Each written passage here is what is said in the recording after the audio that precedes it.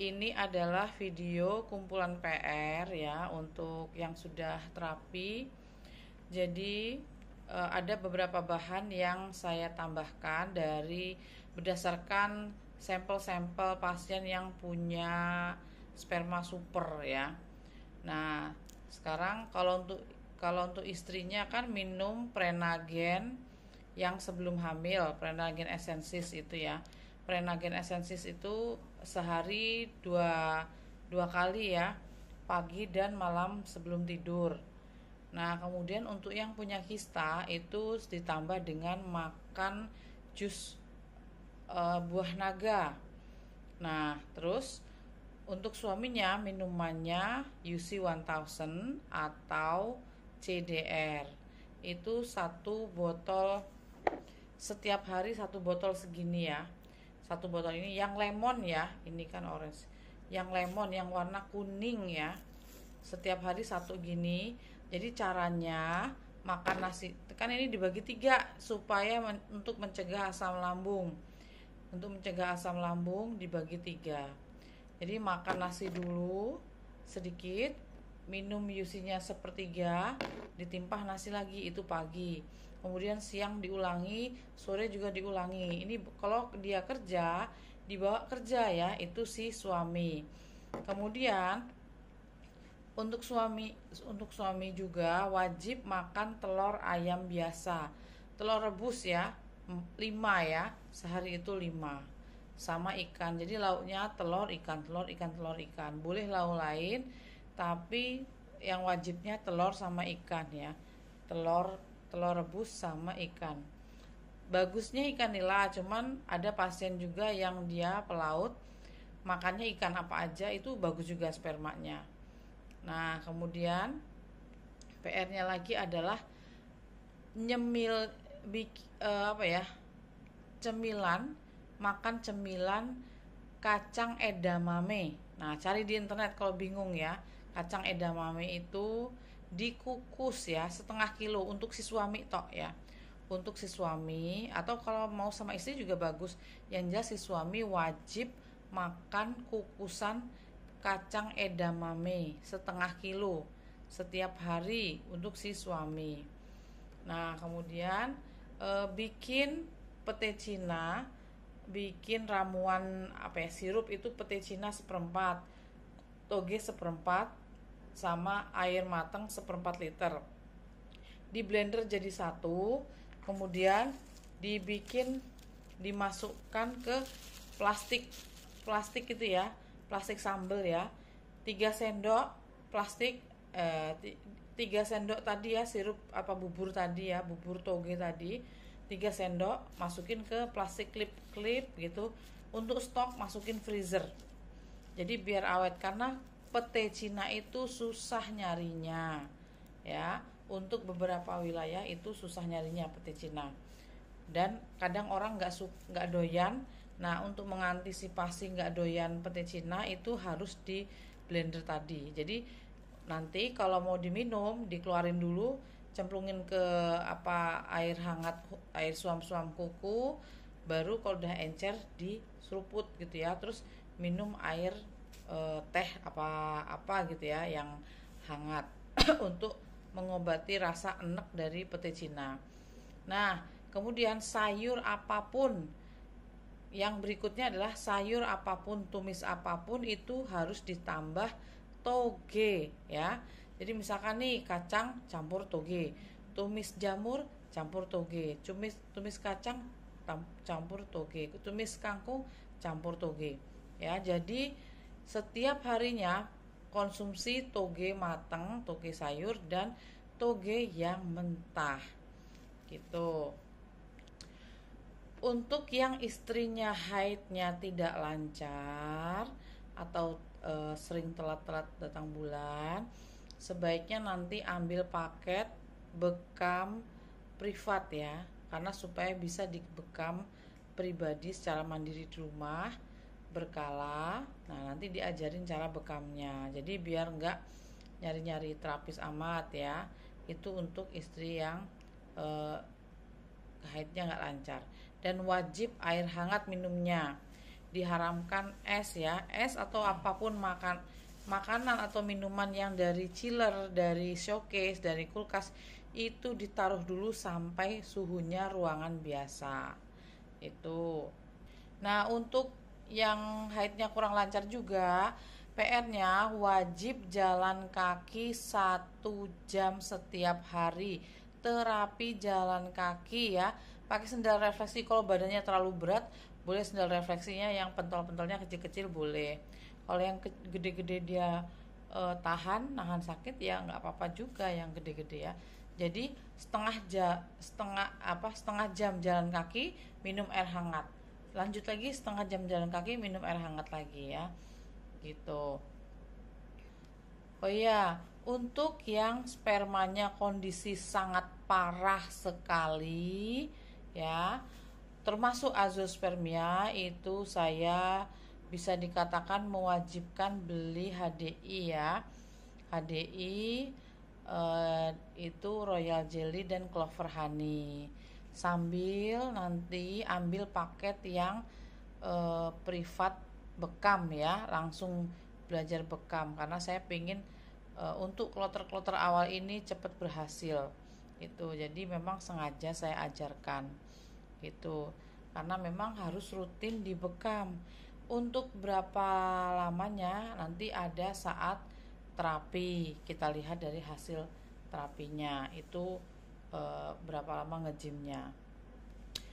Nggak boleh minum susu beruang, dilarang minum susu beruang, air kelapa muda, Yakult, dikarenakan sperma akan menggumpal ya.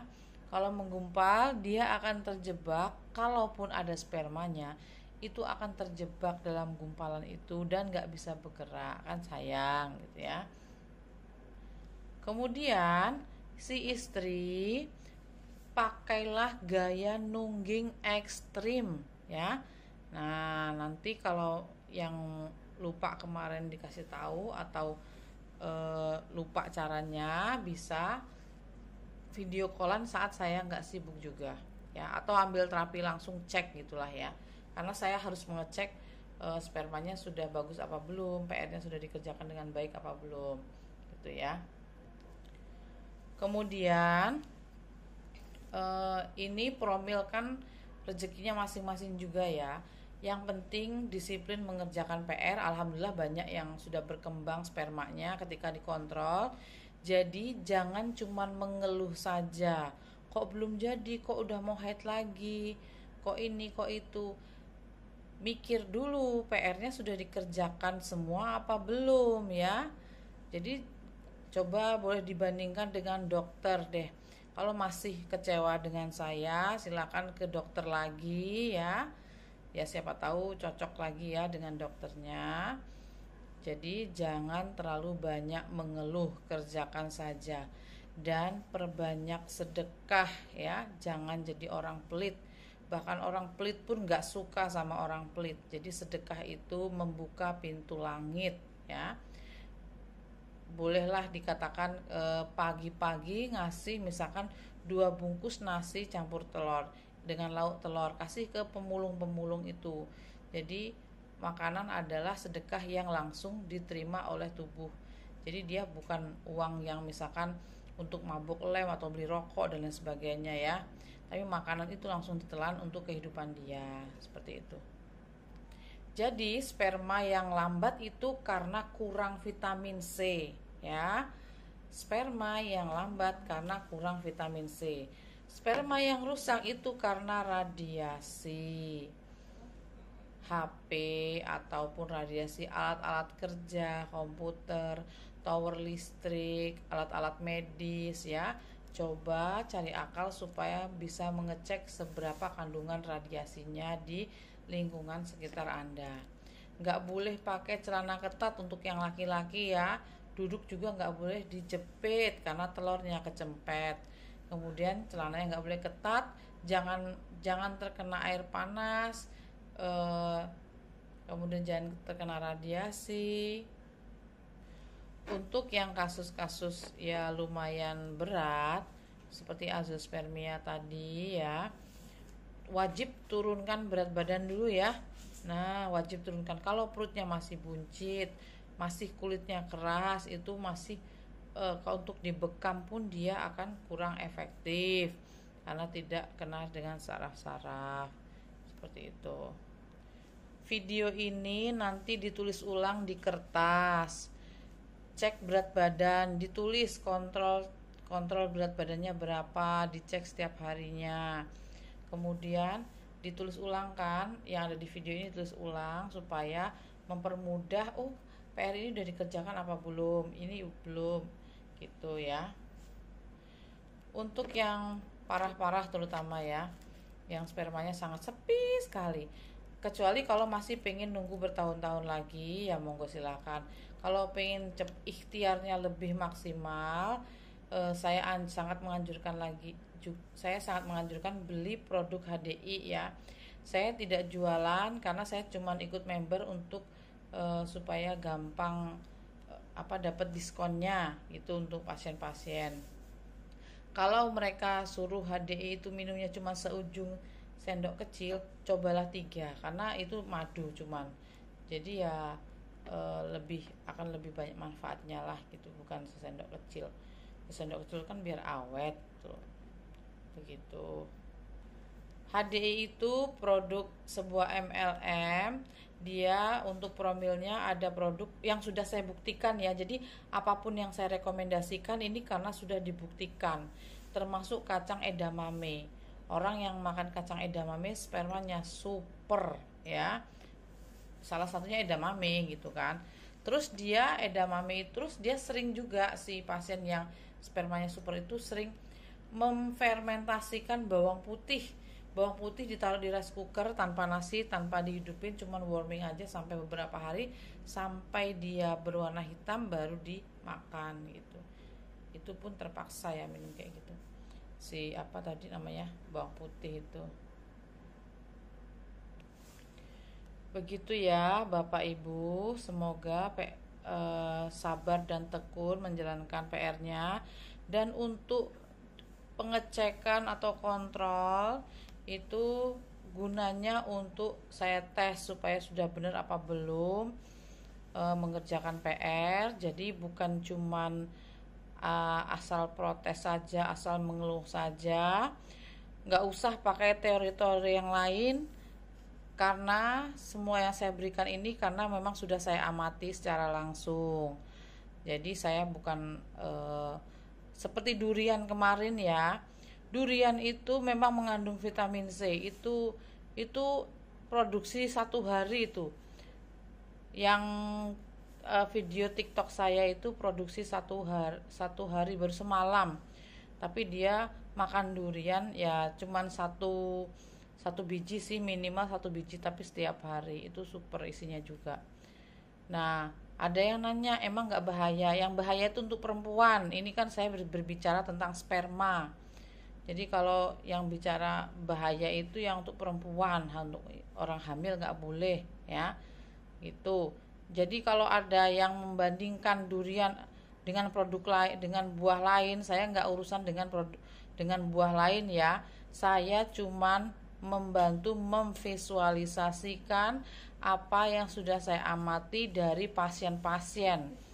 Kalau buah lain yang belum saya amati itu tidak saya komentarin ya, meskipun dari YouTube, meskipun dari Google ya. Untuk buah lain yang belum saya amati, saya tidak akan rekomendasikan karena itu hanya katanya ya. Oke, demikian. Terima kasih. Semoga tekun, semoga segera mendapatkan hasil bisa _2 ya. Terima kasih.